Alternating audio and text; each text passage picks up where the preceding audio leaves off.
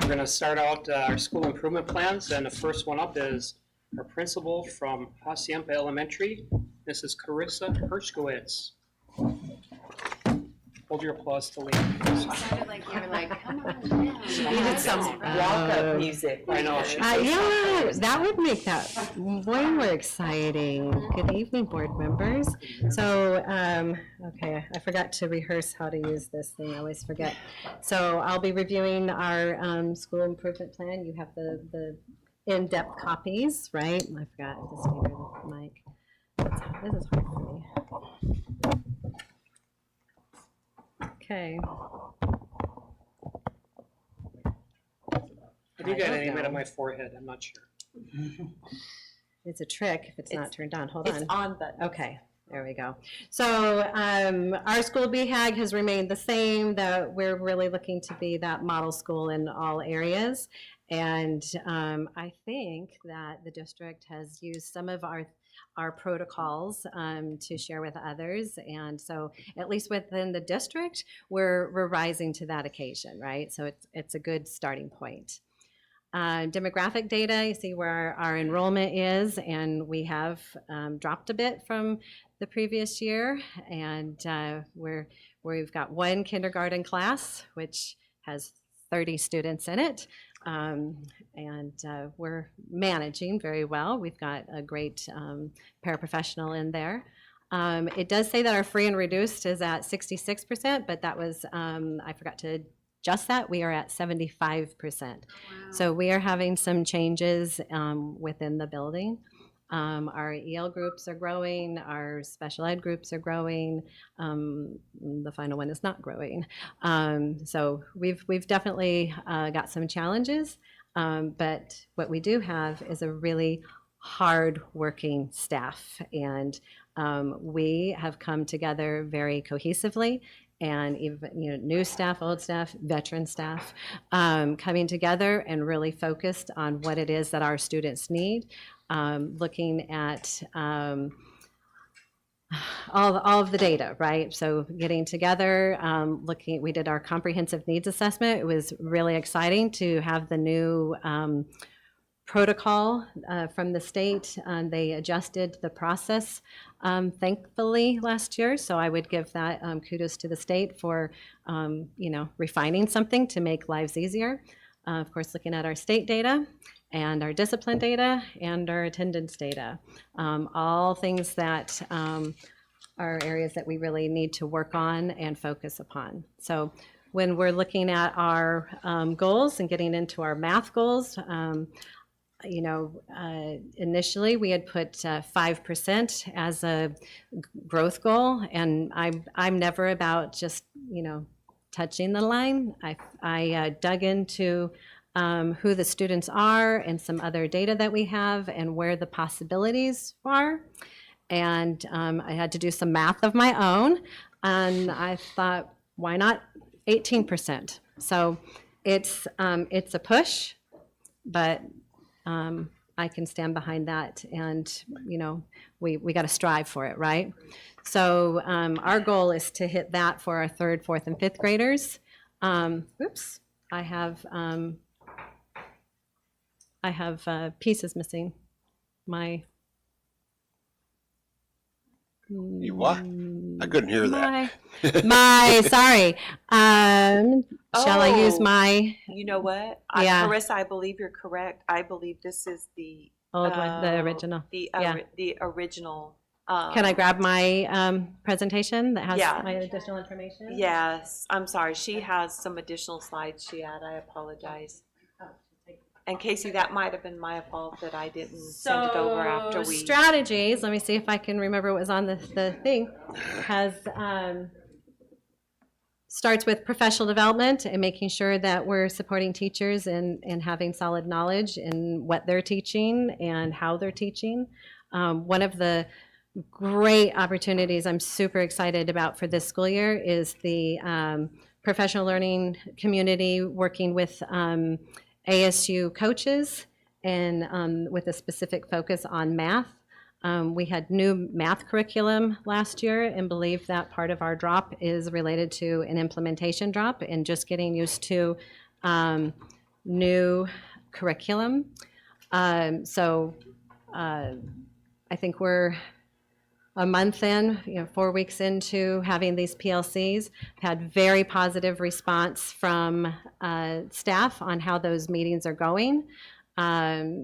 We're looking at goal setting. We know that it's important for students to know what we expect out of them, that we are looking at goal setting that meets the needs of a student. So even though a goal in third grade is multiplication, being able to do 30 problems in 2 minutes, some of our kids are still working on their addition and subtraction. So working from where students are, setting those goals in a timeline so that they can get to the actual grade level goals. Teachers have built in math fact fluency practice into a daily part of their math lessons, and interventions and acceleration. So students are able to be pulled after the main lesson and get some additional support for an intervention. And we also have the use of our IXL program that kind of adjusts depending on how they're doing, and getting extra practice, whether that's acceleration or intervention. Additionally, we have students who are staying after school for additional tutoring in the subject areas of math and reading. Yeah. With these timed tests, Mm-hmm. does it really build anything with the kids? Mm-hmm. I mean, if the kid had to sit there, maybe it took him twice as long as everybody else, but he did all the problems. Right. And he learned how to do all those Right. problems. You know, eventually wouldn't he get faster and be able to do them faster instead of, I always think of that's like a pressure thing. Right. Got to get this done. So all of the practice is not all timed. So there's times when you're just practicing those basic math facts, and there's times that it's under a timer to see if you are increasing in your fluency. So the idea is that we get some automaticity in understanding and being able to do some basic math. This isn't carrying number. This is basic double digit to 20. So it's not complicated levels of math that our third, fourth, and fifth graders should certainly be able to do. There's lots of practice that goes with it, not just the timed element of it. Okay. You said you had with ASU coaching or whatever. Mhm. How often is that? Every week. Every week. Mhm. Okay. From 4 to 5 or 4:15 to 5:15, depending on the grade level. Yeah. And really, really good response from teachers so far on how that's going. The teachers are very comfortable in saying, this is a math concept that I'm not sure that I really get well enough to present it. And the coaches have sent video clips on, this is how that works, and have helped them develop a better understanding of how to present it appropriately to students, building up the teacher's skills. Yeah. Okay. I don't mean to laugh. I just, how many ways are there to add numbers? Yeah, exactly. I don't understand the new math and the new math and the new math. It's not really 2 new and 2 is math. going to be 4 regardless of how you get there. Right. I guess I'm too old. Right. Well, a lot of it is developing a deeper understanding of math that also leads to understanding of place value, so that they can, do some basic things. And then with those basic concepts, then you can build on so that you can do better at middle school and high school math, right? So it's looking at things so that they develop a deeper understanding. Is the ASU coaching online, or does somebody come? It's online. It's between the two schools. So festival schools are getting on at the same time as Hacienda teachers, and it's specific to the grade level. So it's specific to that grade level's needs, and then the coaches, of course, online as well. Yeah, great opportunities for us. Okay. So similarly with our ELA goal, looking to increase pretty significantly by the end of the year. This goal is based on our state assessment. Last year, we really worked on, again, our basic reading skills and building up students' reading abilities, and we saw a significant increase. So now we have the students reading better, so now we're working more diligently on those standards and meeting the standards for the grade level of what you do with your reading, right? Again, a lot of professional development going on.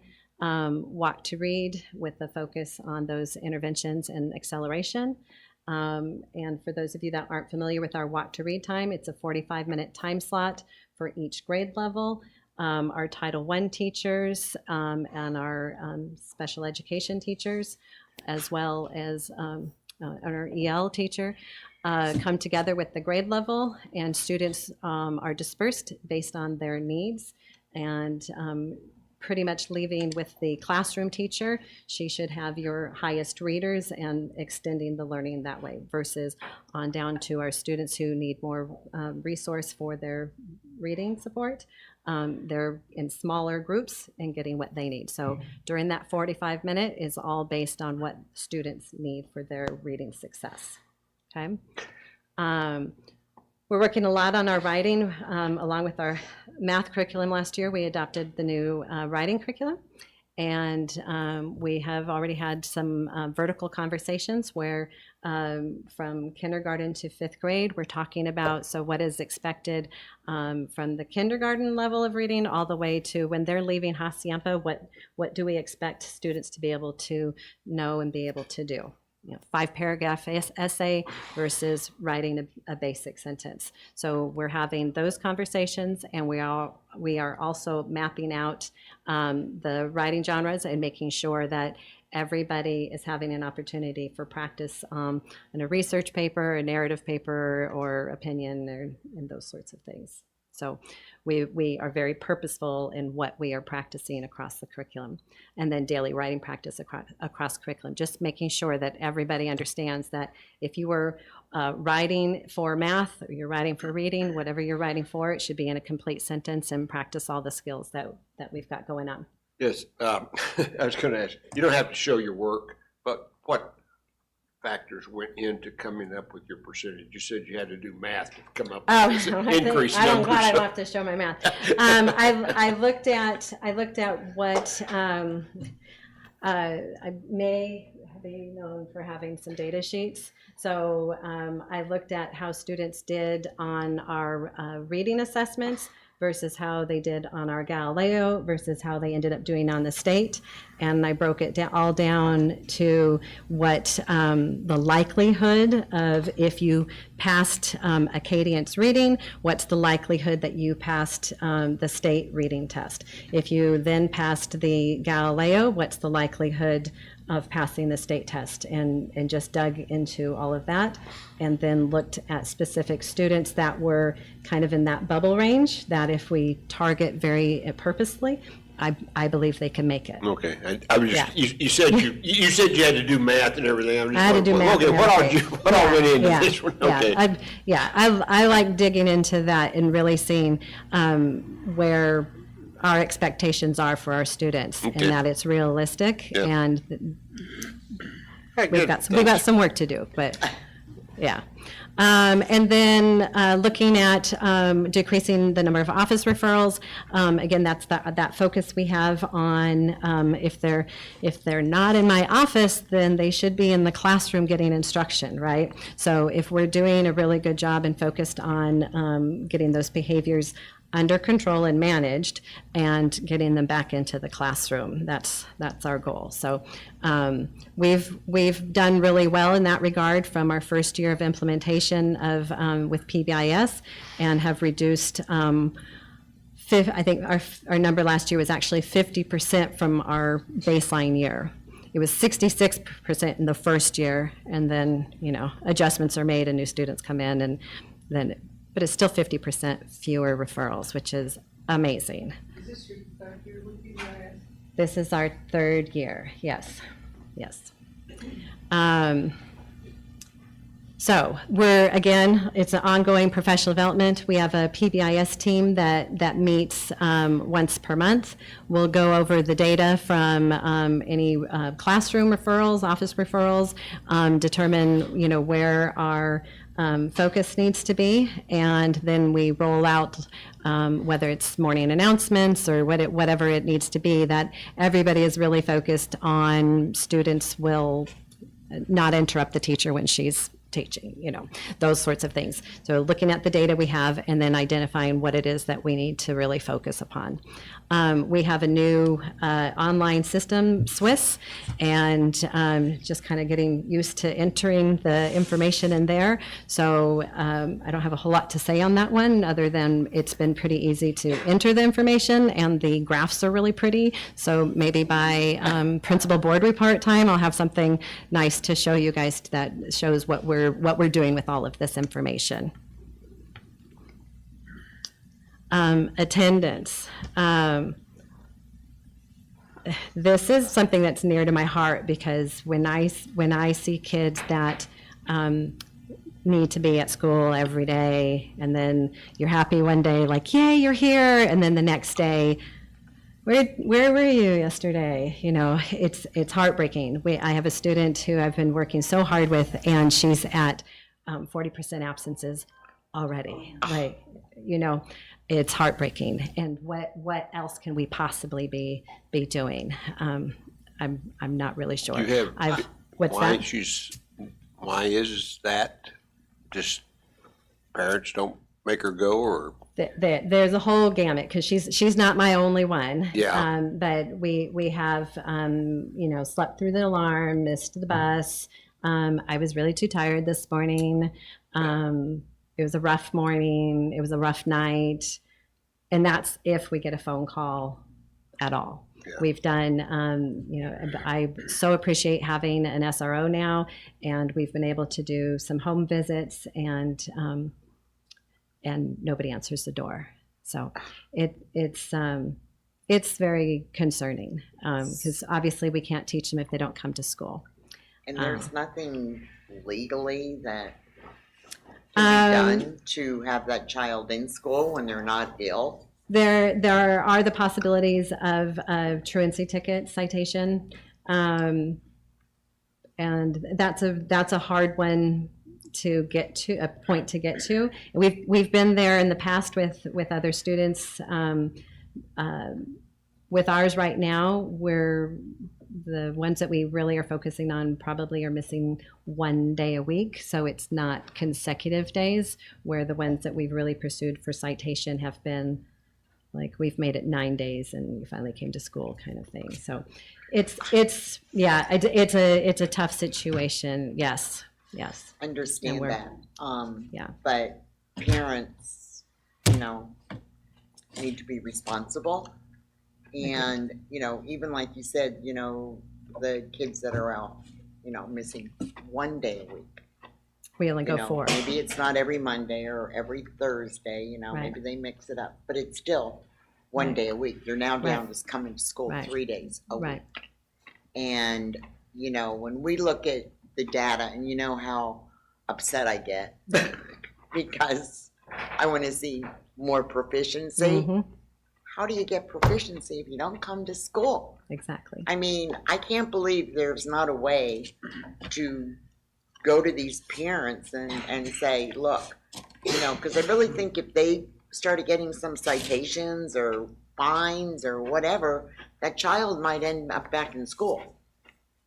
That's just me. Yeah. How many do we have chronically absent students? My end of the year report from last year, we had 62. That's 15 days or more. And a handful of them missed 25 to 45 days. Yeah. There's I would say, potentially a mental health issue in some of the homes. We've made connections with some of the resources that we have through the district, trying to get them to talk with our resources within the district to provide help. And some are open and willing and we're making progress and others aren't. Right. So, I really appreciated what was in the newspaper. oh, The article about Hacienda specifically, it was well-written, and oh, if our community is reading it, right. the attendance issue very much came to light Good. in that article. Good. Thank Well you. done. Thank you. All right. So any Thanks, other? Carissa. Appreciate it. You're welcome. You're welcome. Oh, I have some questions. Oh, you do? Yeah, Okay. yeah, she's got her I'm pen. sorry. I I slipped the slide. I took notes. Well, I just wanted to say, I did notice the second and fourth grade Acadians reading numbers were amazing for beginning of school year. They were already, I think, 58 and 48% already meeting or Right. exceeding that goal for reading. So that's really exciting because that does show that they made a difference over Right. last year. Obviously, the end of school grades, if you compare that to when they started, and I mean, they're way better, right? Right. Right. But yeah, I just had a question about really like what were last year's goals compared to this year, and how did you kind of shift just based on how we did? So I think the biggest shift is with the professional development, the connection with ASU, and that's all Mrs. Hodgkiss making that happen for us because she knew we had the need and the additional resource. Some of it is trying to get the right people in the right seats, right? I feel really good about the staff that's been hired and our focus for this year. That's a lot of it. I mean, you still have all the strategies and interventions and all the things, right? But if the right people aren't coming together, having the same conversations and holding the same purpose, then it gets murky. So it's just about us being able to keep that focus and not feeling defeated when the student doesn't show up.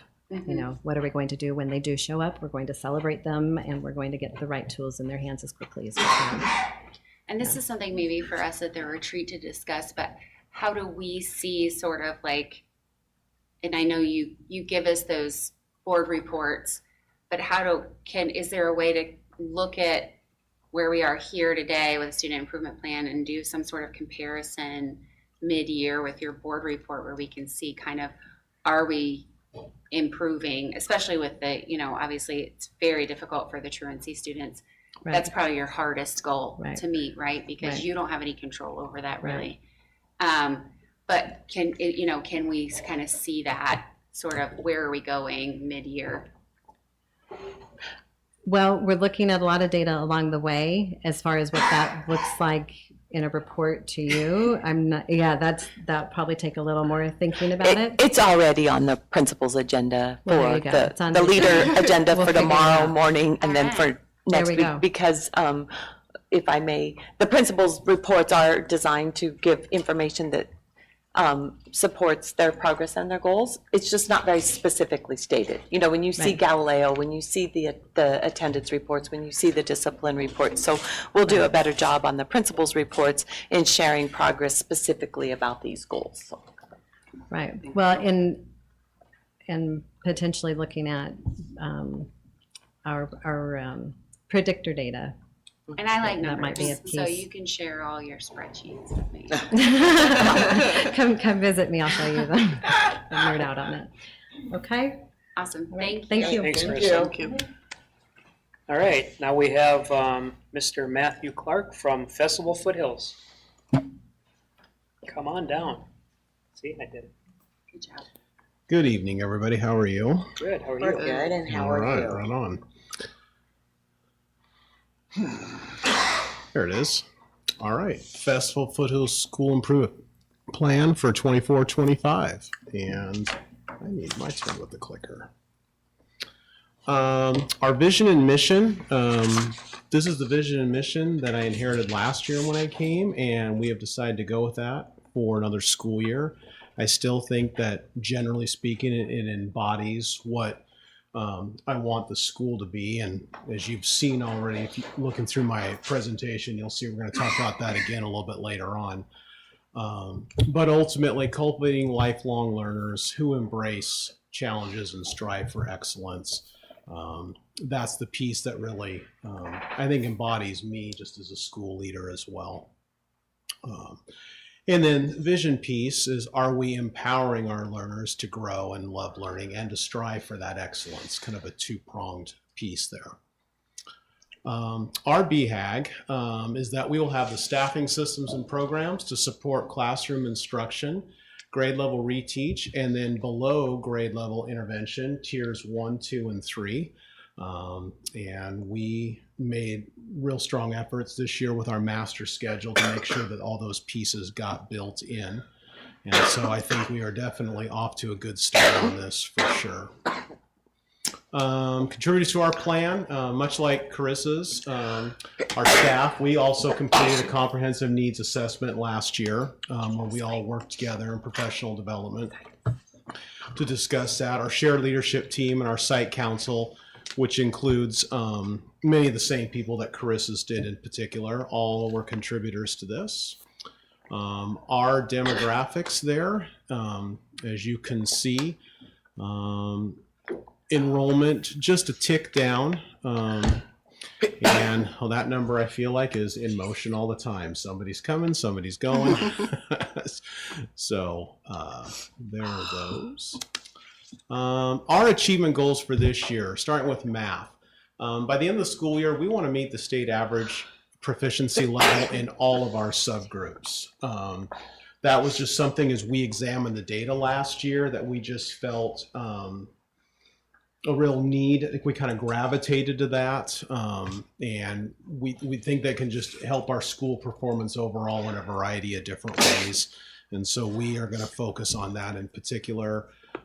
This slide here is just some of the testing data that we saw at our school that helped kind of guide our decision making in setting this goal.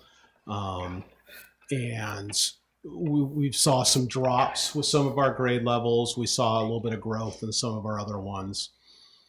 And then our action steps. So great, we have this goal. What is it that we're going to do in order to meet it?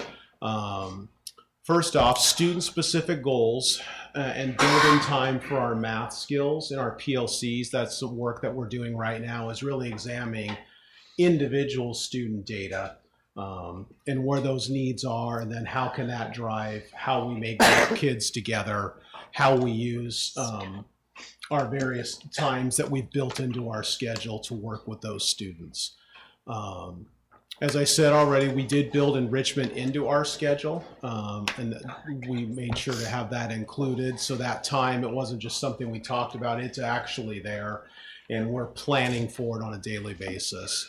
And then also with some of our PD work, we are focusing on learning targets, vocabulary, and success criteria for us in order to have instruction be more pinpointed to meet the needs of our students in areas that we need to work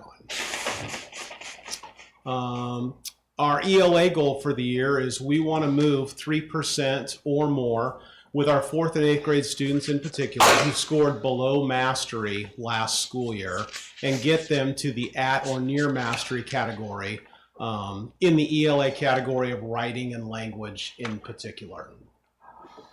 And this is some of the data that we saw there. Much like our math data, we saw some drops in some areas, we saw some growth in others. Action steps that we want to take in order to accomplish this is we are having our teachers work with a writing checklist that'll monitor their instruction, but also helps them to monitor the student output and what the students are producing with their writing. We are having our teachers actively use our newly adopted curriculum, Step Up to Writing, with daily writing, and the key word is daily. Now, is every day necessarily writing a big giant paper or paragraph? No, not necessarily, but something that's going on in their lessons where the students have to produce some piece of writing, small, medium, or large, to where it's just they're having to do this daily.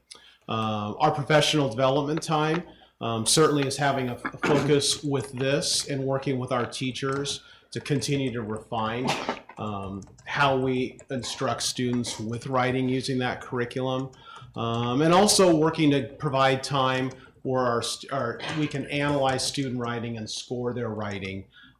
Writing, as a former English teacher myself, that's not always a speedy grade and a speedy read, but it is necessary if you're going to expect students to improve, and you have to find ways to help with that. And then last, vertical conversations about writing to promote a culture of collaboration. One of the things that I've identified and I've wanted to start implementing in our building is this culture of collaboration. If you're a second grade teacher, eventually they're going to go to third grade. Okay, third grade's going to go to fourth, and if you have these conversations together, okay, well, you're going to need this when we get there, and then I'm going to need this when we get there, and everybody is talking. It helps, I think, to guide more pointed instruction, and then ultimately allow students to have more successful progress as they go from grade to grade. We are going to have an attendance goal this year as well, and by the end of the school year, we hope to have an overall attendance rate of 90% or higher. Last year, our attendance was 87%, and that was just something that really jumped out at me in particular. Many of the same things that Carissa talked about apply to us as well. Some of the chronic absenteeism in particular. The former dean of students in me, I kind of know sometimes some of the games that will get played with attendance to avoid some of the stuff that you're talking about. Well, I did this, so you know it's a game, sadly, or I think it is. I don't think that's right, but it can be nonetheless, and it is hard, as Susan talked about. I would argue this might be the hard. It's in the top 3 for me of hardest part of the job for sure. Some action steps that we're going to take is closely monitor absenteeism with formal notification to parents. I took a real hard look at let's look at our systems and what is it that we're missing? What are some other layers that maybe we could add to make families aware of their students' attendance, how much it is impacting what they're doing. And ultimately, much like Carissa, and I'm sure everybody else in this room, we want your kid at school. That's the point, because school's important. Addressing barriers to attendance, and I brought my counselor in as part of this team that I'm working with. Is just as we talk with these families, well, what are barriers? Okay. Is it I work a swing shift and I rely on big sister to get little brother to school on time? Is there other pieces that are involved there that we just wouldn't know about? Oftentimes attendance has some sort of a story is what I've learned over the years, and we hope that if we can just get to know that story, well then we can find ways to address that.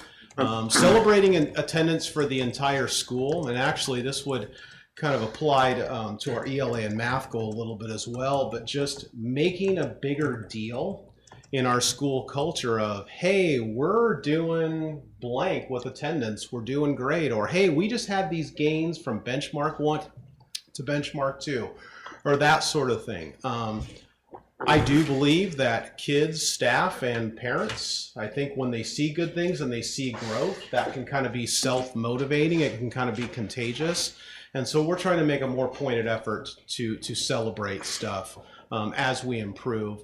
And then just continuing to maintain and improve our communications with families, and just let them know that we know. Yeah, question, go. Okay, when I read that, celebrate attendance for the entire school, but specifically for students who show an improvement in attendance rate, that bothered me. Because I think it's great, and I think it's great to encourage these kids because they haven't been there and stuff, but let's not forget the kids who came to school every day. And this is so often what happens in classrooms is we get focused on this child over here who just misbehaves constantly. And, here's Susie over here who comes to class, sits there, listens, turns her homework in, and she doesn't get recognized. So I hope we do that in such a way that we don't forget the kids who are there every day. And I don't think we will. I think your point is well taken. I'll give you an example that we're going to do. So I inherited in our PBIS model last year a spirit stick. We called them SOAR assemblies. That's our PBIS mantra.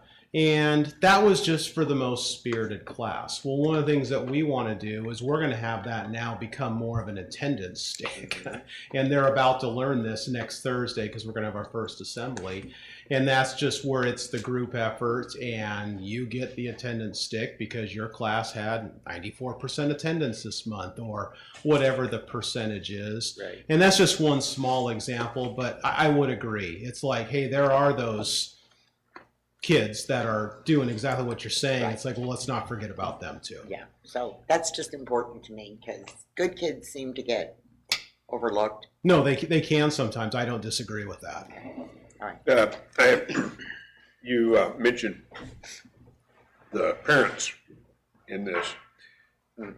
How much participation are you getting from parents? You want to increase your attendance scope at 90%. You have 90% of the parents participating.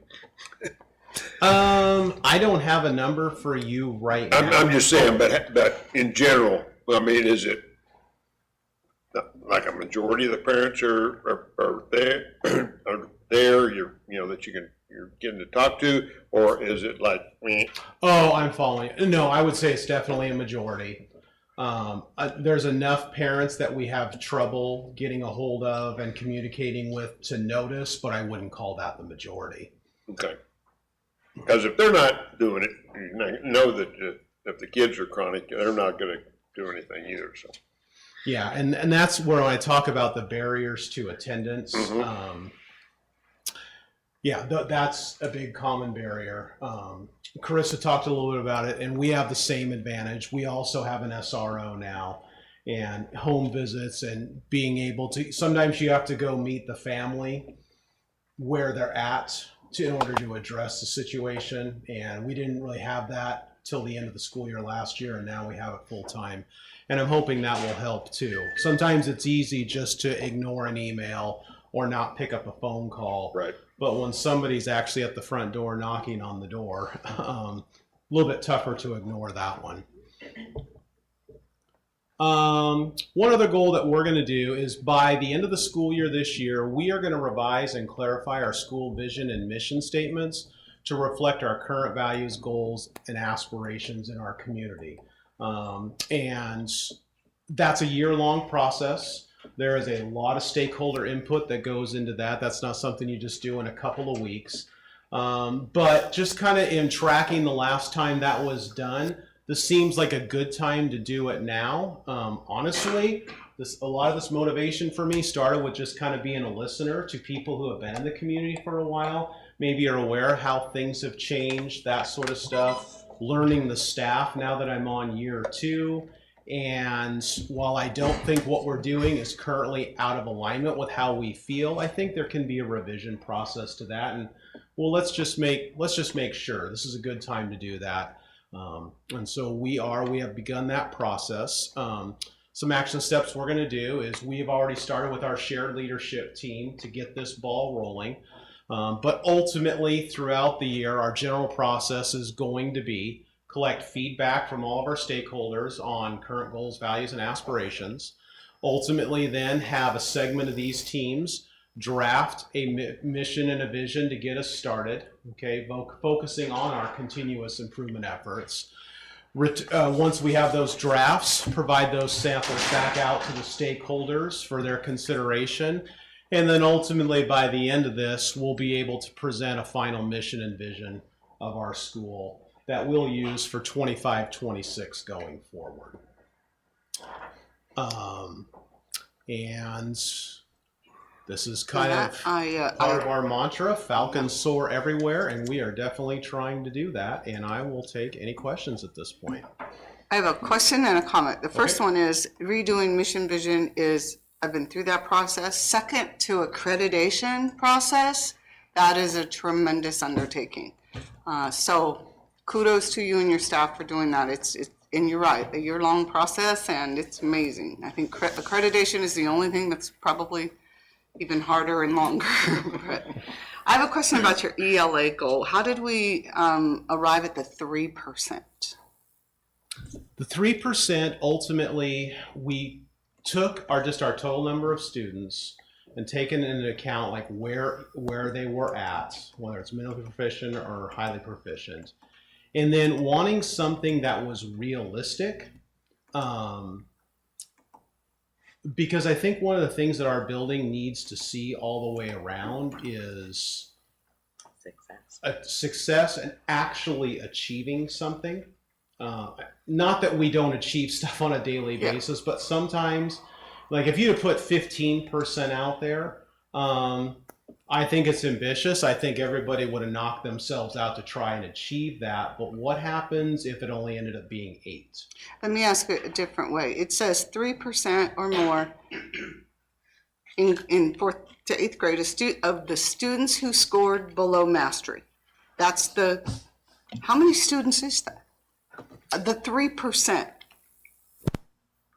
To get 3% improvement? I guess I need to know if that 3% is the number of students, or is that the 3% is ultimately the score? It's ultimately that would improve in their scores. It's not. Okay, I understand what you're asking. I'm trying to see if that's the best way I can answer you. Okay, let's say we have 20 kids, okay, that are below mastery, just as an example. Okay, well then if you take 5% of that would be, let's see, 10% of that would be 2. That may not have been a good number. We could do some math for you. So at 3rd grade ELA, right now last year there are 18 kids that were not proficient. So then when they're 4th graders, we want 5 of them to move up to proficiency. So, but you have to look at the year before. Right, so because 3% would be 5 students. Okay. 5 of those students would move up a proficiency level. Did I explain that correctly? No, you did the math for you picked a very better number. Okay. Well, I picked a real number. I was looking at your data. So. No, I don't. But yours was almost 1.25 students. But that's okay. I know, and that's why I stopped myself. I'm like, okay, yeah, that's probably not looking good right about now. So okay, I just didn't know how many students we were looking at there. Yeah, approximately. Yeah, thanks. And I won't speak for Matt, but that's why it begins at 4th grade, because we don't have the data on the 2nd graders that would be this year's 3rd graders. Yeah. But if you were to look through our action steps, because I do specifically in the slide talk about 4th through 8th grade, well, that is part of the answer. But the other part that probably I could have put on the slide a little bit better is the action steps. We talk about all teachers, even though ultimately data is reflecting.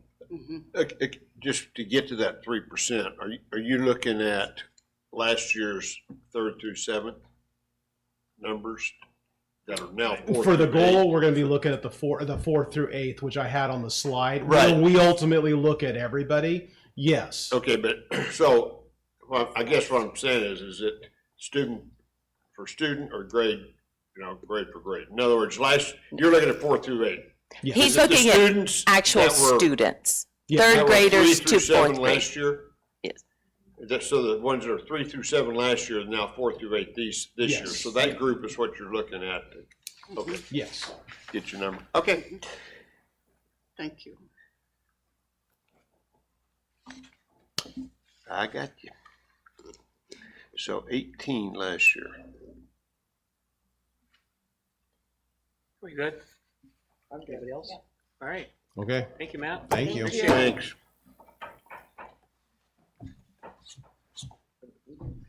And next up is Anne Marie Davy with Vulture Peak Middle School. Good evening, school board, Dr. Mendini. Oh.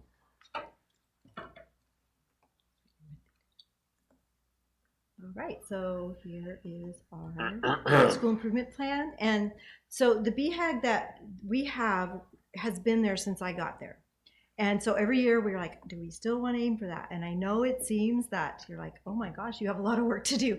But our desire, and we made a concerted effort, we don't want to lower that, because why would you want to lower that? You still want, because this is our big goal. So our goal still, and of course when I was started, it was like, boy, that's several years. Well, now it's this year. So we have made a concerted effort, and we're doing a lot working toward this goal. So our demographics, we haven't changed a whole lot this year from last year. We're pretty steady with everything. Our EL population has increased. Our students who have IEPs, I assume that's going to be about the same as last year when we finish our evaluation. So you can see our demographics haven't changed a whole lot from last year to this year. So the team that got together, and what we did this year, which was really nice, is the comprehensive needs assessment. I think it was mentioned already, was so much easier to do. It was so much better this year.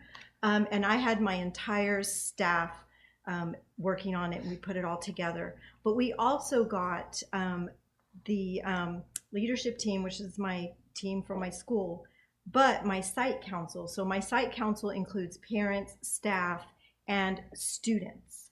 By the time they get to middle school, we really get them involved in what's going on in the makeup of the school. So it was really nice. So some of the information we got, it was truly from, what do you guys think? What's important to you? What helps you when we're working with you? So that was one of the things we also included when we were putting this all together. So of course, I just mentioned the comprehensive needs assessment, the data that we get from the state, our discipline data, and then our attendance data. I'll talk about that in a little bit. So our first SMART goal is to increase our overall percentage on the ASA to 40% for our math scores, which would be 6% above the state average. Again, you always want to shoot high. If you just say, oh, we just want to improve by this little piece, well, that's not really getting you to work hard. So that's our goal. So what we did as a staff is we looked at our goal, and then what have we already started? What are we doing already that's working that we want to continue? So that's what it says when it says, what have we started? And then what do we still need to do? Like, where do we need to dig in at? So last year, we started specific interventions that were targeted. This year, we're going to not just target them, but we're also tracking them. We also have included, we changed the way we're doing our interventions, which already seems to be a much better system. And I can give more of that if you're interested. And also, we are getting additional tutoring support for our interventions, which I can also go into. We started having working lunches, which we started that this year. Last year, we didn't start working lunches probably until like the second quarter, getting close to the end of the first semester. We've already started them. We started them like the second or third week of school. So we're already, like, as soon as kids start getting behind, we're getting them that extra help. And a lot of them will even be like, hey, they don't come dragging in like, oh, I have working lunch. Like, they'll come in like, I have working lunch, I'm gonna go. So they know they're getting that extra help and support. We started after school tutoring again last year. This year we are moving our after school to before school because we have so many meetings after school, and we have several teachers are in the statewide PLCs as an addition to our district-wide PLCs. So we're going to do it in the morning. I don't know if you know this, but we have by 7:15, we have 40 of our students on campus, which is a third of our students. So this is actually a really good strategy that we already have kids there. Let's get them targeted in tutoring. We've also called parents, the ones that we've targeted and we want them to be there.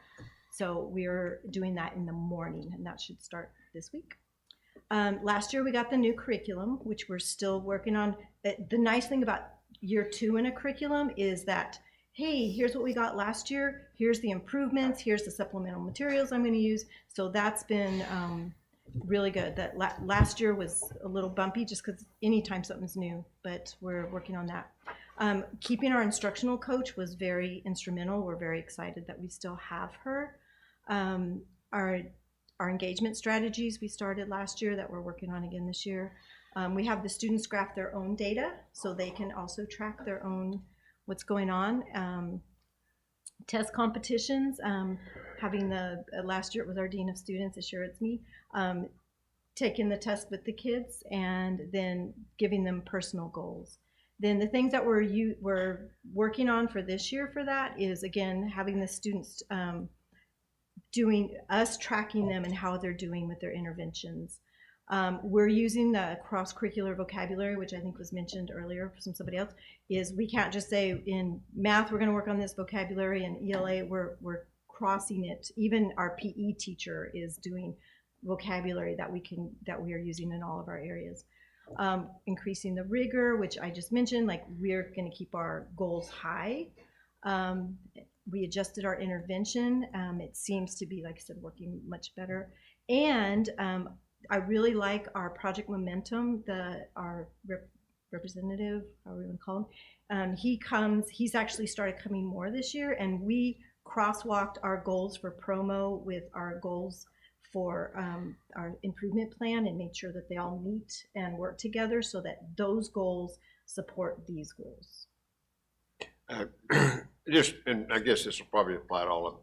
When you say that you want to go 6% above the state average, where were you last year in relation to the state average? So we were in, okay. Well, it was different in all the different areas because last year in ELA overall we were 27%. We were so to get to 40, you can see that's okay. So you say that's 6% above the state average. Right. So the state average would be 34.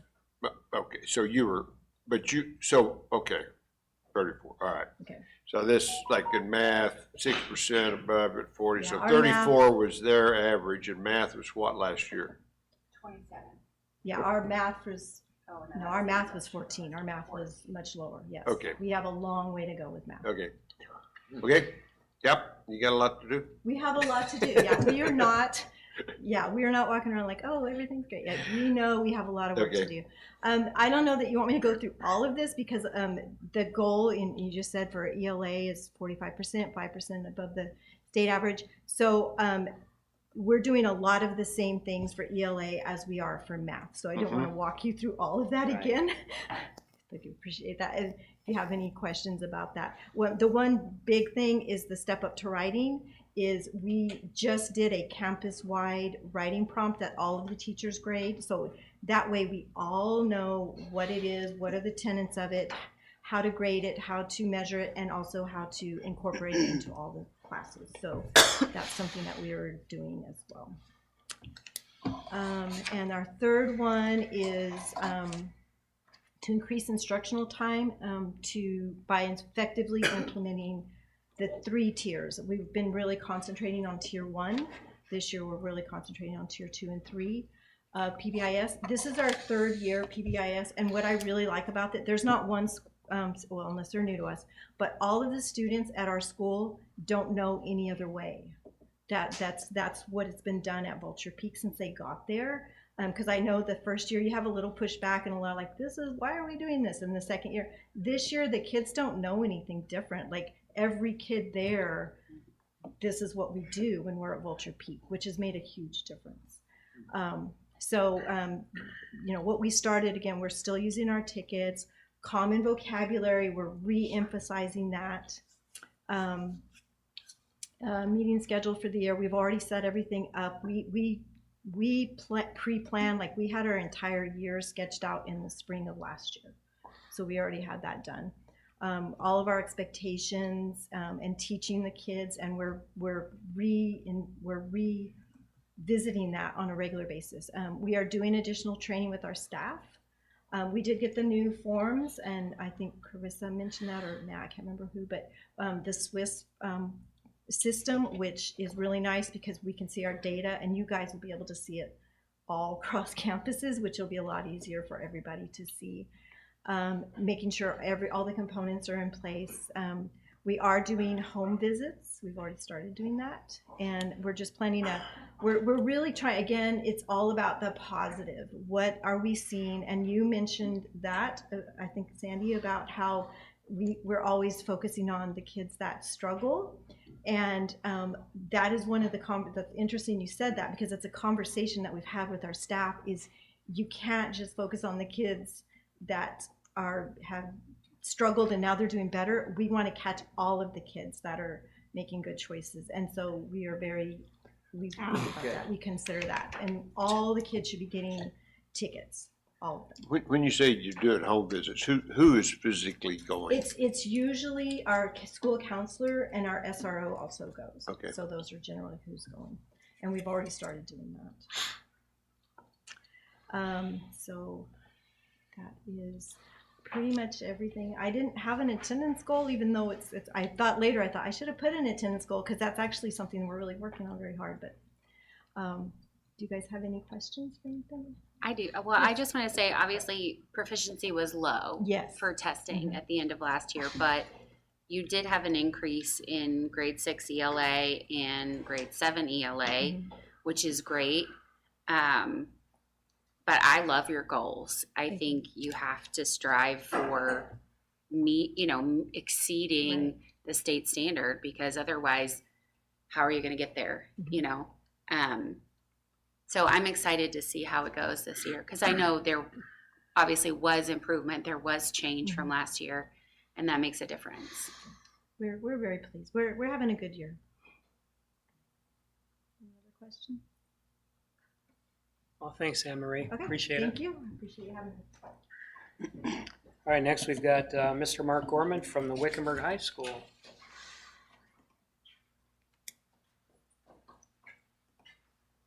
Good evening, members of the board, Dr. Amandini. Thanks for having me.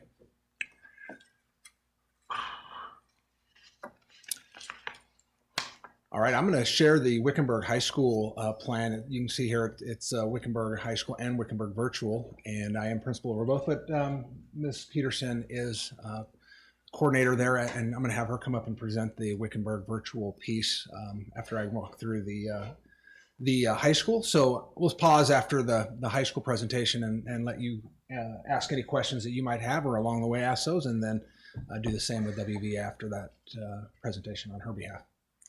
All right, a little bit about Wickenburg High School. Just over the past 6 years, we've embraced the district's vision, and that is that every kid has a dream. That's something we strive for, is to paint a picture of what their future might look like, and hopefully get them aspiring to do something that excites them down the road. We want every kid to graduate. That's, I feel like, what our goal is here, is to get them over that hurdle, get them past us, so that they are able to go on and attack whatever it is they want to jump into, whether that be a college, a career, into a CTE training program, whatever that might be, military. And we have kids that go all directions. So prepare them for whatever that is beyond graduation, and then one day live their dream. And we had a vision and a mission then that tied into the vision, that was, at least it was what I said, was that we want kids prepared for whatever life challenges they face when they're 30. And we decided we wanted to review that a little bit this past year. And so we did that through our promo team, and we came up with a slightly different mission, which you probably saw in the presentation or the information that was given to you. And it had some key words in there. But our mission was that we want to foster an environment that has purpose. So we want kids to know that what they're doing is relevant for them, and it's going to be meaningful for them down the road. We want to give them the tools that's necessary, again, so one day when they are 30, that they're able to jump into and get into that career field that they want to get into and find success in that.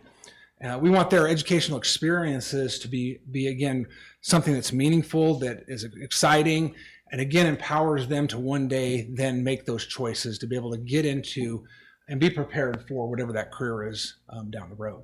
So we did that through our promo team, shared that back out with staff, did a few revisions, came back to promo, and came up with this final version that you see here today. One other piece that we did is we wanted to establish or reflect on and then establish if there were new foundational beliefs that we had across our school. And these are some that we came up with. Again, we mentioned purpose. Why is school important? We felt like that was a big piece for kids. You know, there's always that why. Why am I here? Why do I need to know this? And so creating that importance, that relevance to them was important. Never going to use algebra. I know. We came up with 3 character traits that we felt were important, and those were respect, responsibility, and being resilient. Being able to, in whatever that environment is, again, to push past whatever those challenges are, those hurdles. Resilience was one that was sort of new to us this year that we are focusing on, because all too often I think we run into those things that we struggle with and we give up on. Or we take the path of least resistance, and sometimes we need to do the exact opposite. So those were the character traits that we established and that we're focusing on. One that we're slowly dipping our foot into, but fits into that also, is that growth mindset. Knowing again that and believing in the fact that they can do it, they can find that resilience to be able to take on challenges, to take on more difficult classes, to put a better foot forward, if you will. And so growth mindset is something that we are, again, starting to slowly move more and more into, and you may see more and more as the year goes on from us in that arena. And then again, experiences, we want them to be diverse learning opportunities. So not just walking into math class and learning that algebra, but learning how am I going to apply some of those math skills to what I'm doing in my career down the road. So I mentioned that, within our vision, that middle one is that we want kids to graduate, and that's been our BHAG for the last couple of years and continues to be that. We want all kids to graduate, and we're not there. We still have kids that are not graduating on time, and so we aren't hitting that. If we do, we'll all celebrate, but we're not there yet. So we're continuing to push and work toward getting to that point where all kids within that 4 years are able to walk across that stage and receive that diploma. So here's some of the demographic data that we have. You can see our numbers are certainly lower. We have some smaller classes. We've lost some kids, I think, to some of the surrounding communities. Some have gone online. Some have, I know, moved out of the area. So our numbers are lower. Our percentages, I guess, are fairly similar. If you look, especially when we look at like our ESS or exceptional students, they are similar percentage-wise maybe to what they've been in the past. And we have a slight downward trend with our EL students based on percentages that are in the program at this point. And part of that is parental options to opt out of the EL program. So Why don't we have a graduation rate or a dropout rate from last year? Right now, the one that we have, I don't feel is accurate. Mm-hmm. We had 103 seniors. We had some that graduated from WVA, and I don't remember the exact number on that, but in the teen, we're at 10-ish. And so we had just over 100 that walked, and the percentage that we were getting is not represented in what we are seeing, and that was one of the questions I have. So right now it's still to be determined is what I've put on there, and I can update us as soon as we get that, so you'll have that detail as well down the road. In our development of our school improvement plan, similar process that we've used in the past, but as others have alluded to, we have a different tool that we're using. Those that were involved included our site council and our promo team, or our building leadership team. And so those are the individuals that were part of that process. Again, our development started in our leadership, site council, looking at the criteria, looking at test data, then setting goals around that that focused on the academic and cultural aspects of how we can make some improvements across our campus. This next slide is our ACT and ACT Aspire data, represented in two different ways because of how it comes to us. On the left, you'll see our ACT scores from 2022-23, and then our 23-24 just to their right. If you looked at our overall composite, which isn't on here, it was actually the same number. it hadn't changed. However, if you dig a little deeper into it, we had some increases and some decreases with this more recent class that came through. Math and science, we had about a 0.3 drop in both math and science. And then in ELA, reading, and then writing, there were increases. Now, where our state averages, Arizona state average is around 17.6 is around where the average scores are falling. Nationwide, that goes up though. So if you look online, you'll see nation scores that are above 19 on average. So we're not there when it comes to our numbers. That is definitely where you'll see our focus is and some of the things that we're trying to work on and make improvements in. When we look over at ACT Aspire, those are freshmen then that take that test. Our scores are all down from the previous group that tested, the previous freshman group that tested in 2023, 22-23, so the spring of 2023. And there was no writing test in that particular assessment. And on this chart right here, there is not a composite score. So the composite score is 16.2, or I'd have to go back and look, but it's unchanged from the previous year. Mm-hmm. But our dip in science and math and our increase in the more of the literacy, English, ELA, writing, reading, that area has kind of offset that. And is writing still optional for ACT? It wasn't optional kids? on our assessment. Okay. So all kids that take that do the writing test piece to it. I'm sorry. I was going to ask the numbers. Are these in the ACT? Are they percentile numbers?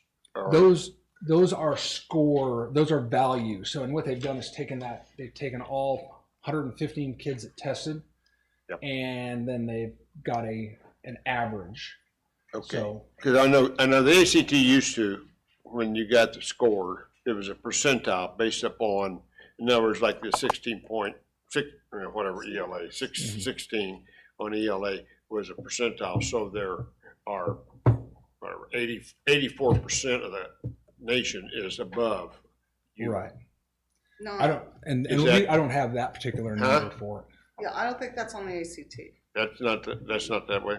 There were some standardized tests back in the day, California achievement tests, and that's what I was wondering, because I didn't know what the what these numbers actually represented. Yeah, so these are just there were 10 kids that took the test. Let's take the first one at 16, and you were to take all their scores and average them out. 16 would be their average. Now there could have been somebody that was a 24 and somebody that was an 8, and all the others were at 16, and so it averaged to 16. But you have some that are either direction on that. Because the highest you can get is a 36. Yeah, so the range is up to 36. And so a student, let's just say one student that scores a 36, there's 20 points that can then start to move that number. Okay, I see. Yeah, okay, I'm with you. Okay.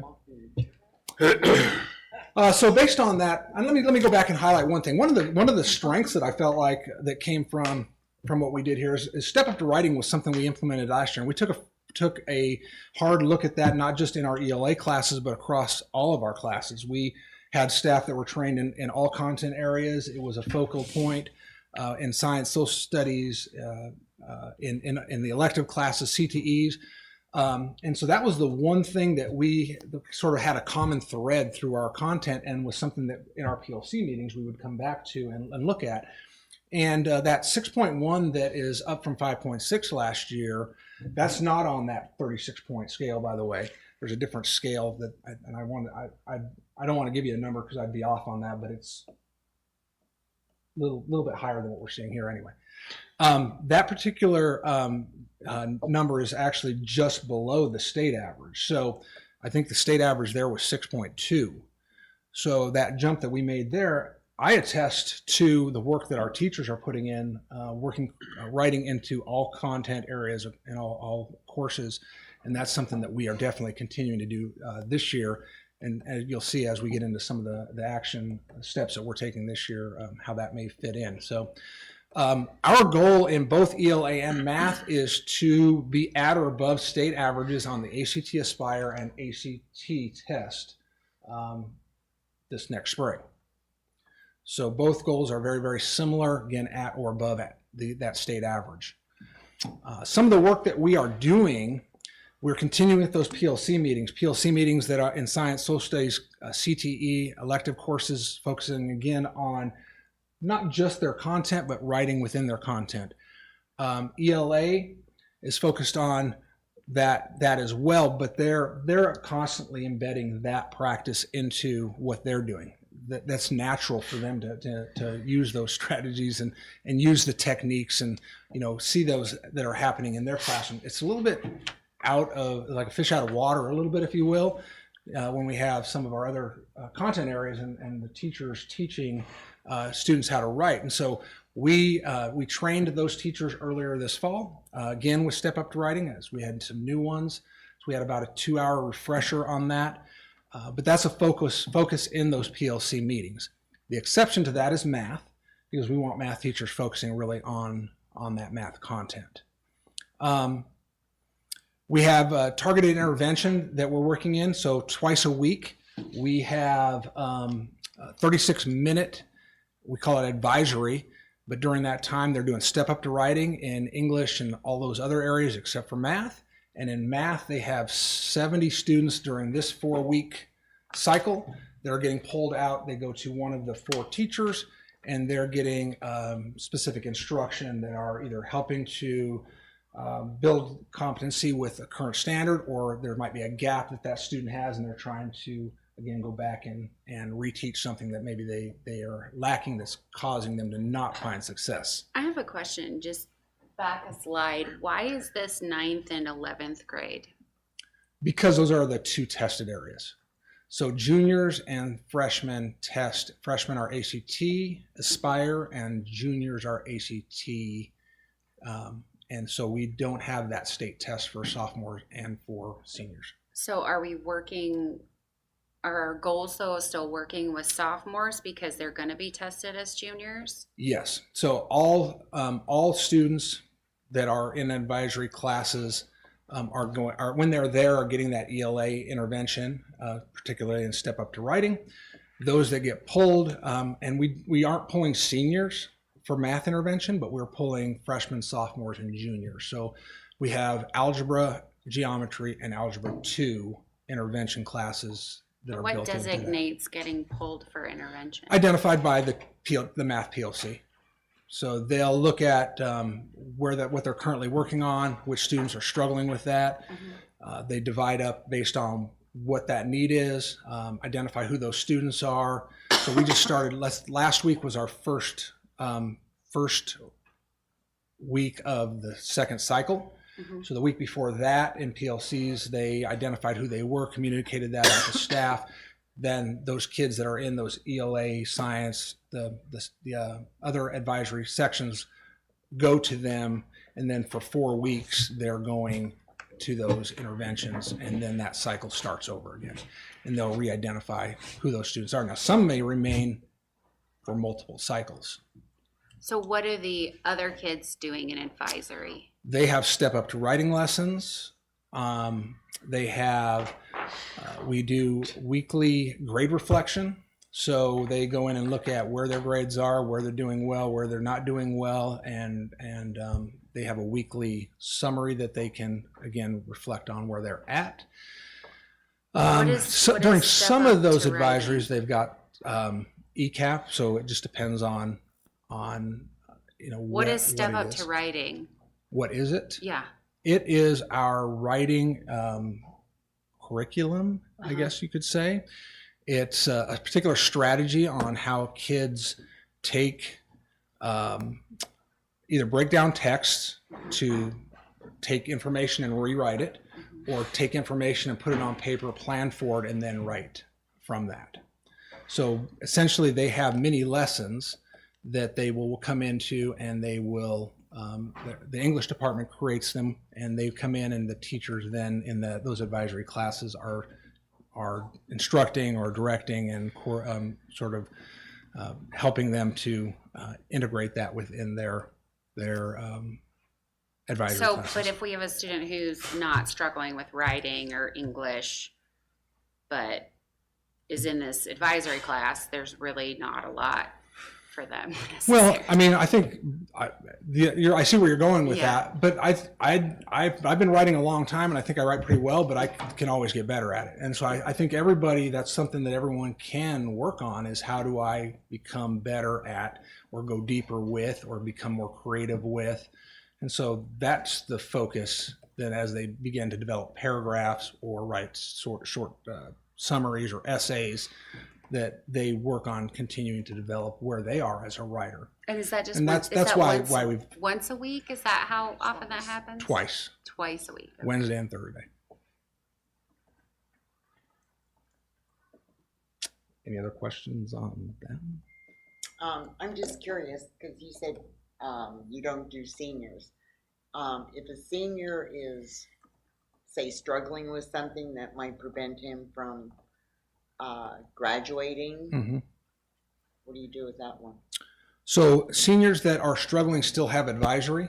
We have moved it to later in the day, so a senior that has a early release has the option of not being there, but anybody that's failing a class gets redirected into advisory. Anyone that has a full schedule is scheduled into an advisory. And they do have the same writing lessons that are happening. So that step up to writing that is occurring is still happening there, but they're just not pulled for math. So there's still lessons that they are doing in that particular. But if they're struggling in math, how does that get helped? We have a couple of them that have gone to that particular math teacher, and that's we have one teacher who does financial math, which is primarily where our seniors are, except for those that are in the college level classes, calculus. A couple of them maybe in pre-calc. We don't see them struggling much, but if there is that need, we have that door open. Like we had one that went over 2 weeks ago and got some extra help from the teacher in the financial class. So it's just not scheduled. And that teacher then is pulling them. She has, in this cycle, she has her 20 kids, but she had, this is the last week, I don't know if this is an everyday thing. Last week in PLC, she shared that she had 4 others that were coming from her financial class that were getting help while she was there too. So they were just embedded into it. It's just not scheduled like the others. So getting back to sort of the work that's going on. So we have that literacy focus. We have the math pullout that we have 8 4-week cycles that are scheduled. Again, we're working on best practices. There is daily tutoring before school and after school in math, and English. So from 7 to 7:55, we actually have English, math, and Spanish support and tutoring going on, and then after school from 3:30 to 3:45. Most days is math and English as well, and then they've got some of the clubs and activities that are built into our 21st Century program that are happening in the afternoon too. Students that want to stay for extra help can stay up till 6 o'clock before the buses are picking them up, and get tutoring help as well. One of the things that we're trying to do, and as admin, is be more present in classrooms, be providing more feedback, doing walkthroughs. So more than just going in and evaluating a teacher a couple times a year or stopping in occasionally. Thus far, between Mr. Bushbaum and myself, through the first, what are we in, 7.5 weeks, we have 134 walkthroughs that we've done between the two of us.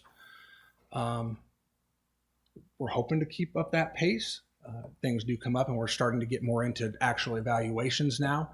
But I really feel like that's a difference maker, even more so than our evaluations are. As we provide them feedback, it's creating more and more discourse between them and us on, well, we're missing this, or, hey, I was doing that, or, bringing it to light. So I think that is something that is critical and key to, again, making a difference with what we're seeing happening in the classroom, and building that teacher teaching capacity. So I find that interesting, because there was a little clip on probably Facebook, I don't know, where a principal completely gave up his office. Yeah. There was one, I might be Had a saying, was he on a cart desk with or a his- cart, right? Yep, he had a yeah. cart, and he had his computer on his cart, and he lived in the hallways, and, Right. you know, was interacting with the kids. So if your office gets gone, we'll get you a cart. All right. I do have a second office now in the building, so. All right, our parent, guardian, community engagement, and culture goal is around increasing how parents feel about our school. Last year, the percentage that's rated us as an A or a B was in the 30-ish% range. Most rated us as an A, B, or a C school, so a high number were C.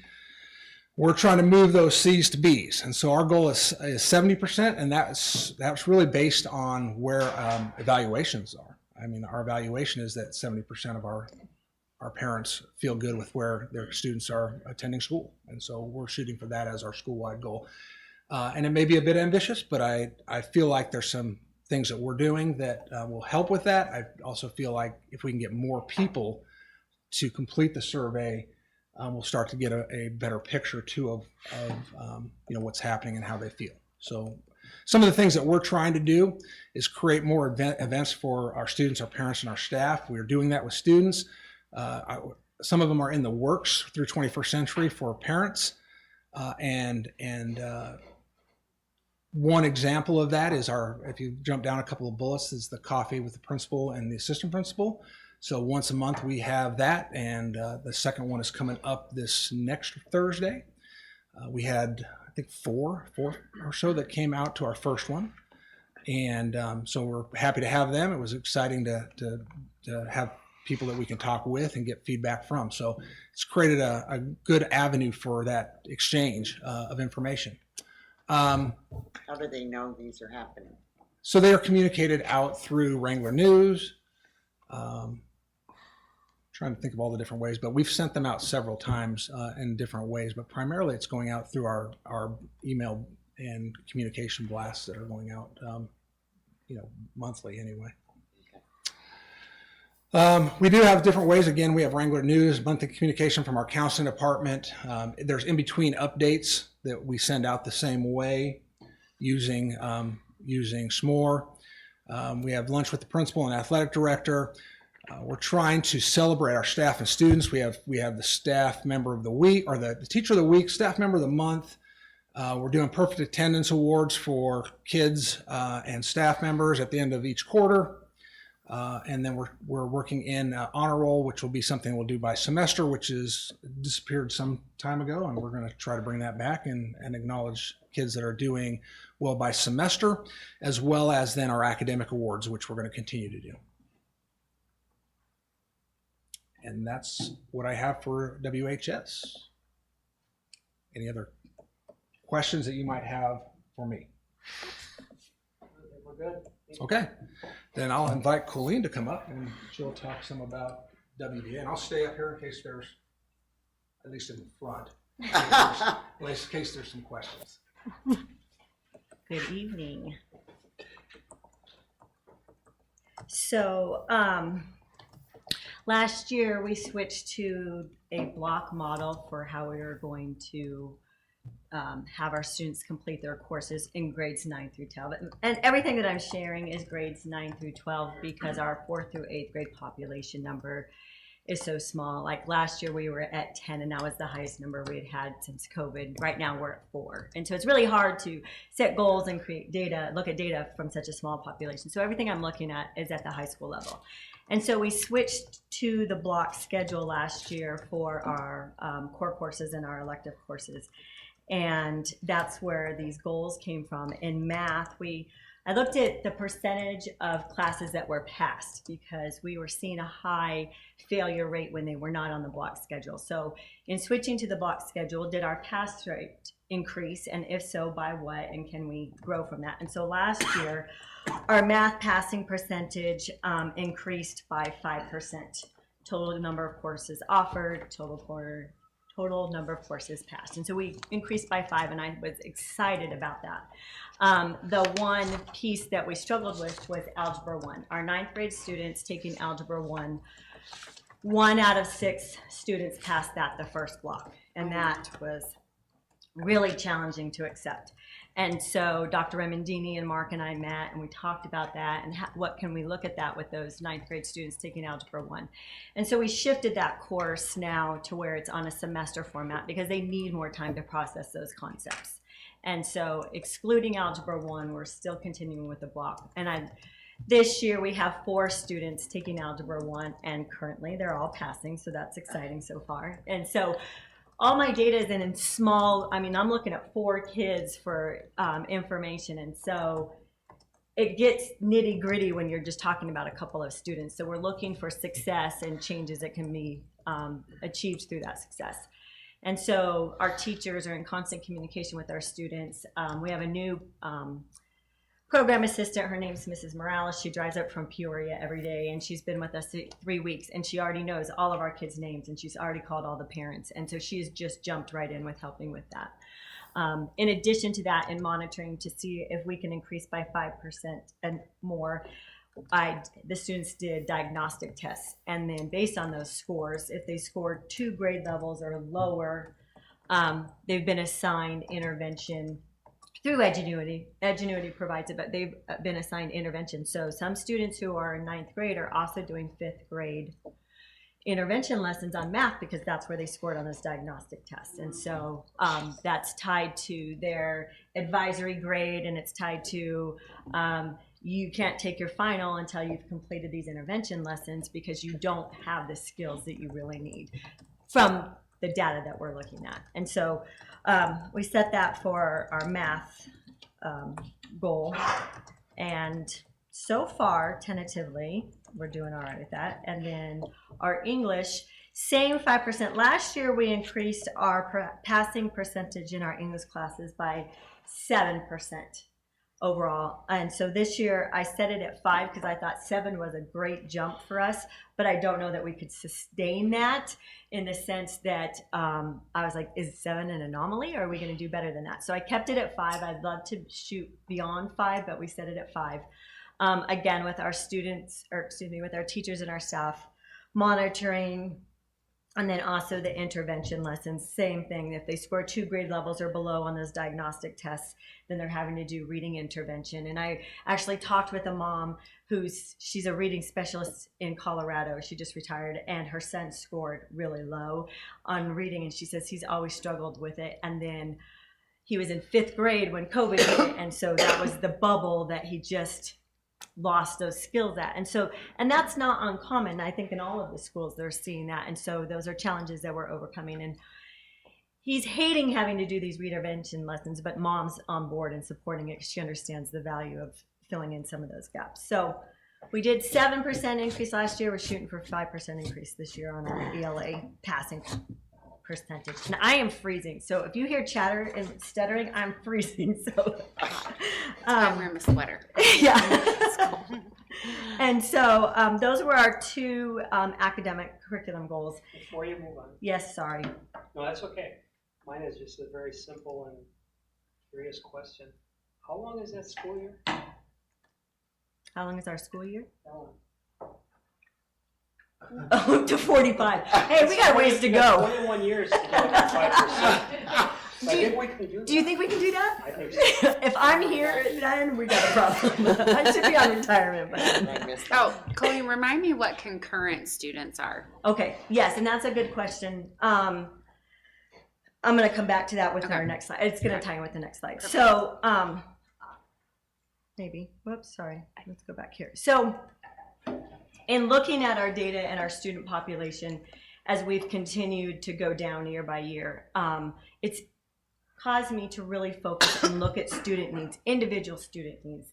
And we have some seniors this year that did really well last year, and I wanted to challenge them. And so I looked at why aren't they taking college courses? Because the high school kids take college courses. I'm working with these high school students that are doing English 101. And I thought, why don't WVA students, why aren't I having this opportunity provided to them? And so I set this goal because I feel like we want to get them to that next level. And so this summer, I reached out to families of students who I thought would be good candidates. And so I've got students taking English 101, college algebra, and then American Sign Language just as an elective. And so I'm super excited that we've got students going to that next level and taking college courses, because it is going to prepare them if they're going to go on to college, which I think all of these students are going to. And so I'd like to see this. I'd like to see more and more of our seniors, well, not just seniors, because the student that's taking American Sign Language is a junior, and she's loving it, absolutely loving it. And so I would like to create this opportunity and help students take more college courses. So this was kind of a personal goal for me, to move those kids to the next level. And I can do that because our population is so small. I can look at each kid and go, what can we do to work to help them academically? And so alongside that, concurrent enrollment. So that term is used with high school students that are taking college courses. Those are called concurrent students. And then high school students attending WHS that are also taking a WVA course. So a lot of those kids are seniors who have academic deficiencies. And they've already got a full schedule, or they're WestMac and they've got their classes, but they still need a math class, or they still need an elective class. And so they take those courses through WVA in our 9-week block. And the counselors and I feel like we have really worked collaboratively to find those students and meet those needs with those concurrent students. And it's kind of fun, because then we're engaged with the high school students, and then they cross over. They like online, and then at semester they transfer, or we've got online students who see these kids come in and they're like, oh, maybe I do want to go to high school. So it's taking our population and it's kind of interchanging it and making it a little bit more intertwined, which is fun for me. I like seeing all the different students. And so concurrent applies to when they're taking classes through another entity. So, Can you tell us the total number of students in each grade? total number of students in each grade, yes. So, are you starting, you want me to start with 9, fourth 10, grade? 11, 12. Okay, 9th grade we have 4, 10th grade we have 2, 11th grade we have 9, and seniors we have 18. Now, I might be off on the 11th graders. 1 or 2. Yeah, we always carry the highest number of seniors, like Mark alluded to. Some of the seniors we picked up this year, they're half-day seniors, so they're driving in from Whitman, Festival, or where, People's Valley, and they're only coming for 4 periods a day, and they realize they can do those classes online, and then they work jobs and things like that. And so then our senior population increases because we pick up students from WHS who don't want to come on campus every day. So just a point of clarification on Mark's total number of enrollment, does that exclude those kids? Yes. Her number is not including your number. Got it. Correct. That's correct. Yes. Thank you. I don't. Well, go on. So testing. So the testing information provided is a little bit. It's not cohesive, and so. What on this slide, it shows the percentage passing, because we were looking at individual students in our 9th grade and our 11th grade students. And as you can see, our ACT Aspire, we only had 3 9th graders take the ACT Aspire last year, and only 1 passed the English, and none of them passed math. And so those percentages were more for me looking at like how many students are being successful on these state testing. Mark presented information on the, what did you call it, the mean?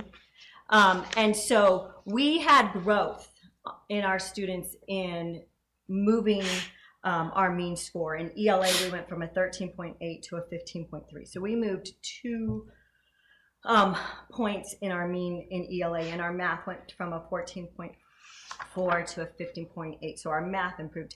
We're still well below state average. Like the cut score is 19. We have not hit that yet, but we showed growth in our mean scores in ELA and math last year, which was super exciting, because I don't know the last time we showed growth in both areas on standardized testing. Do I like those numbers? No, but am I excited we showed growth? Absolutely. And percentage of passing the individual tests. It's hard to look at 3 kids and go, or 33% go, that's dismal. Yes, but it's only 3 students too. So I think some of this data up there is not conclusive enough for you guys to see the big picture. So if you have questions, I'd be happy to answer those. Well, I have questions about the ACT Aspire in general because all freshmen take it. Mm-hmm. Do all freshmen nationwide have to take it? No. And then do all freshmen try? Right. I mean, because we know seniors don't try. We've seen that on the testing there where their scores are abysmal, but they're graduating or they're passing or they're getting, going on to college, whatever. Right. It's not relevant to them. Right. Right. So right. are they actually, because when I was in 10th grade, we took the PSAT. That was way back when. But did everybody try? Probably not. Right. And that's my struggle, right? Is like, are they actually trying? So the ACT Aspire is the state assessment. So when they looked at, there is no, what's it called now? I can't even, we've changed. I mean, I got here when it was Ames. ACSOC. Yeah. But so it is test fatigue. It is the challenge that all of our principals are back there nodding their heads on. How much do we get the kids' input on Because that? if it's not going to Yeah. prevent them from moving forward a grade in school, are they really going to try? And that would be a problem with state testing anyway. It may not be as relevant to them as we want it to be. So, And for sure, they're like, why do I have to do this and things like that. And so I try to explain to the students, it's just for me personally, it's a good gut check of online, in my world, is online learning working for you? Can you demonstrate that on a standardized test that all 9th graders in Arizona have to take? Sometimes yes, sometimes no. And that's the way I present it to them. It's not a guarantee that they're going to do their best, but at least they can understand why it's important to me and to our school. I mean, yeah, I have a kid that's going to try. You had kids that tried. Yeah. But not Right, most of them probably, yeah. It's definitely a challenge nationwide. Well, and I'll even go as far as the ACT outside of the Aspire is a predictor of college success.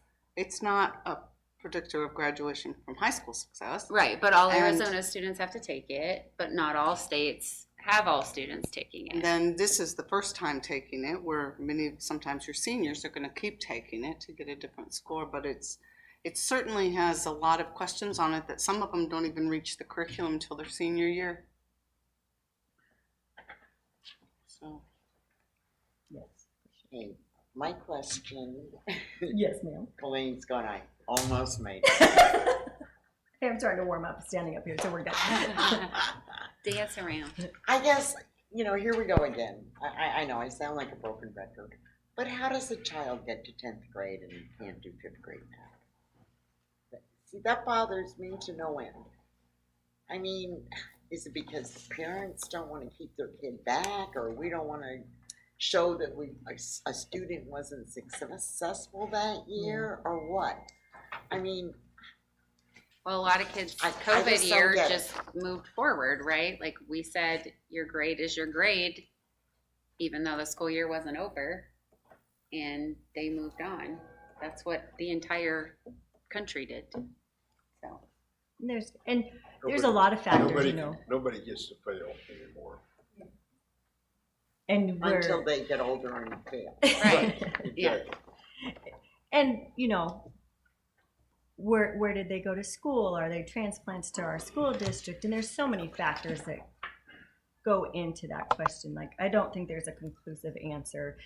But what we look at, and I'm sure any teacher in here looks at, is this is where they're at. What can I do to help them move forward? Am I going to meet all of their gaps? Maybe not, but I'm going to work hard enough to try and have them grow in their academic performance. They might not get all the way to grade level, but we're hoping that the work that we do helps them improve the skill set that they have. I know, it didn't answer your question. No, and I know it's difficult, but I do know that, there are parents who don't want their child to stay behind because of the stigma attached. which is so wrong because sometimes repeating that year, something clicks and things start to become easier. And then you've set the child up for success by holding them back that 1 year. So I want everybody to be successful. I'm sorry. That's not a bad thing. It's not a bad thing. Okay, Anything else? Thank you. Good. Thanks, Colleen. you're Appreciate welcome. it. Thank you, Mark. Thank you, everybody. So now we're gonna take a little bit of a break because we already cut into our regular meeting. But we're gonna take a little break so people can stretch their legs and do their necessary things. Absolutely. Call this meeting to order for September 17th, 2024 at 6:58 p.m.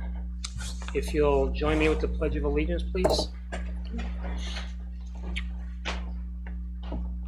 I pledge allegiance to the flag of the United States of America and to the republic for which it stands, one nation, under God, indivisible, with liberty and justice for all. Thank you. Okay, if we can get an adoption of this agenda. I'll make a motion to adopt the agenda for September 17th, 2024 as submitted. Second. All in favor? Aye. Opposed? That motion carries. Thank you. First item, we've got recognitions. Anybody on the board have anything for recognitions this time? Yes. Okay, Sandy? I would like to congratulate, and they've left, Vulture Peak for getting an A rating on their health. Their cafeteria and stuff. Oh, yes, Got an A rating, and I think that's very good. And then, I don't know all the standings for all the sports, but I wanted to congratulate the football team. I stole her thunder, I'm sorry. On their record this year, it's great. So, that's it. Thank you. Anybody else? Well, I was just gonna say, congrats to the football team and the cheerleaders for bringing back the axe from Parker. That was awesome. That's all I had to add. That is awesome. Ron, anything? I have one. Karen? I'd like to thank the board and Dr. Remendini and recognize you guys for your support to send me to the ASBA Law Conference that Dr. Remendini and I attended a couple weeks ago. It was amazing. I believe she's working it in somehow where I'll be sharing some of that information at a different meeting, but thank you, and thank you to Casey for getting everything ready for me and making sure that my first conference with the board was spot on, and so I wanted to thank you for that. I also wanted to give a shout out and a thank you to the Wickenburg Sun. This is the first time that I've been a part of a community that puts that much information into the community newspaper about the schools. Many of you know my history, but when I was in Nevada, Las Vegas, you never saw any school information in the paper. And of course, it's so big, but you would think they fertile ground. But I want to do a shout out to the Wickenburg Sun. Amazing way to support our schools. Yeah, that's a great one. Thank you. We're good? All right. Dr. Remendini. Oh, yes, I was going to congratulate our Wrangler football team for recapturing the axe. I have to tell you, when I got this job and there was an axe hanging in the front door of the high school, I almost panicked because I said yes before I knew it was hanging there. But I understand their tradition and it's so much fun. And I just wish that game was a home game when it happened. But congratulations to them, and the football team is 3-1 right now, so they're having some good success. But all of our athletes around the district are doing a wonderful job. Our volleyball teams, our cross-country teams, our swimmers, our middle school soccer team. I think Vulture Peak's middle school soccer team is still undefeated. They're really tough and really doing some great things. The cheerleaders looked amazing, and there's loads of them out there, so it's so much fun to see them all there. And then I did have a shout out. I want to congratulate, the board doesn't know this, and I don't think most of the community knows this, Rachel Willis. who is our JAG coordinator, has been named an Arizona Rural Schools Association Teacher of Distinction. And she was nominated for that honor. Basically, in the interview they do recognize a few people around the state, but only from rural schools. And it really was on the focus and the outstanding work she's done with our JAG program. So congratulations to her. Woo! Her comment was, when they called her to interview, said, well, I'd rather nominate somebody than be nominated. Who can you interview instead of me? So just congratulations. So it's been a good start to the year. It was on Facebook. Oh, good. It's supposed to be in the paper. We'll see. That's it, Doctor? That's it. All right. We move along to item 3, which is call to the public. I don't have any slips, so I guess we don't have any speakers. Next, we have our consent agenda. And is there anything that needs to be pulled before we take action on a consent agenda? Yes. Item C. Item C, our personal action reports. Anybody else? Anything else? We take action on the rest of it then. All right, I'll make a motion to approve the consent agenda items minus item C for September 17th, 2024. Second. All in favor? Aye. Opposed? That motion carries. Dr. Remendini, can you speak on the PARs? Yes, thank you, governing board members. Thank you, Ms. Gill, for noticing that. We did have 3 PARs that are on our personnel action reports that we need to take different action on. Karen Fleming's PAR needs no action. It will be pulled and we take no action on that. That's just something that needs to go off. And then we had 2 employees whose personnel action requests, action items, were new hires. Todd Zuccato and Renee Owens both have been approved tonight, hopefully by your hire. But the statements are inaccurate. The stated salary amounts were inaccurately not prorated for their start date. The amount of money that's listed on the board agenda items were as if they started on July 1st, not September 23rd. So the annual salary is correct. You just need to take action that it would be prorated to their start date. Does that make sense? Yes. I worked through that thinking I got this. So those 2 need to be pulled and acted on separately. Okay? And Karen's will disappear. Yes, we need to take no action on that one at all. Okay, hearing that explanation, we get a motion to approve the personal action reports as amended. I make a motion to approve the personnel action reports as amended just now and submitted on this day. Second. All in favor? Aye. Aye. Opposed? The motion carries. Thank you. All right, so now we move along to our action items. Wake up, James.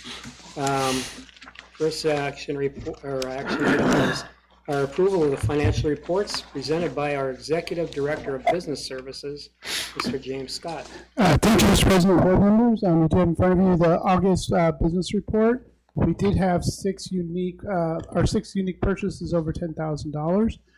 Those were active internet technologies, which is district website and internet services. CWDL certified public accountants. That's for a portion of our annual audit. Boardian Incorporated, which does internet safety and communications. The next one's actually pronounced Huddle, and it's a platform for athletics management that they use for like the football team and other sports. And then the last 2 for Imagine Learning, one's for the Galileo assessment, and the other one was to purchase additional seats for Edgenuity for WVA school. So with that, and if you have any questions, but our accounts are positive, and we are expending our budget as planned with no surprises, and we are in compliance. Beautiful. Thank you. Anybody have any questions or comments for Mr. Scott? Oh, that's pretty slick. Was that a breath, or were you going to bring a question? No. Okay, you're good? Just breathing. Well, go ahead and breathe. Keep breathing. My goodness. Thank you. All right.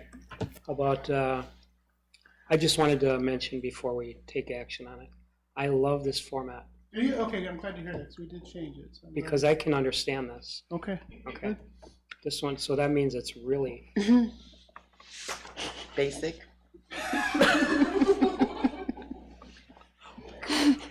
So we can all, understand it, Joe? Oh, my gosh. But she's not. I didn't on say anything. it. I know, you didn't have to. Anyway, let's get a motion so I can get the red face off of myself here. I'll make a motion to approve the financial reports as submitted. Second. I didn't hear you. All in favor? Aye. Opposed? The motion carries. Thank you. Whew. I walked right into that, didn't I? You did. Thank you. All right, action item 5B. First reading of policy advisories that you can see is the instructional program and graduation requirements. Anybody have any comments, critiques? Okay. So then, guess where we're headed? We're headed to our future agenda items. And then we're also headed, does anybody have anything for that first? No? Okay. And then we're headed to our announcements and calendars, and we've got lots of colorful things. Casey, you're just right on top of this. I think this is the part she has the most fun with. And then item 7. Before we adjourn, Oh, Mr. yes. President, may Yes. I recognize Mr. Todd Zucata, who is here with us today, that you just approved him joining our leadership team as the Executive Director of Support Services. So we are very happy to have him, James and I especially, because we've been trying to hold together maintenance and transportation. And we're not doing that great of a job. So good luck picking those pieces up for that. Thank you, welcome. You're gonna love it. You'll be here forever. You'll be here for the school year 2025. or 2025. So, all right, are you good then, Doctor? I We're am, good? thank you, sir. You bet. All right, so we can act on item 7A, which is called adjournment. I move to adjourn. Second. All in favor? Aye. Opposed? This meeting is adjourned at 7:09.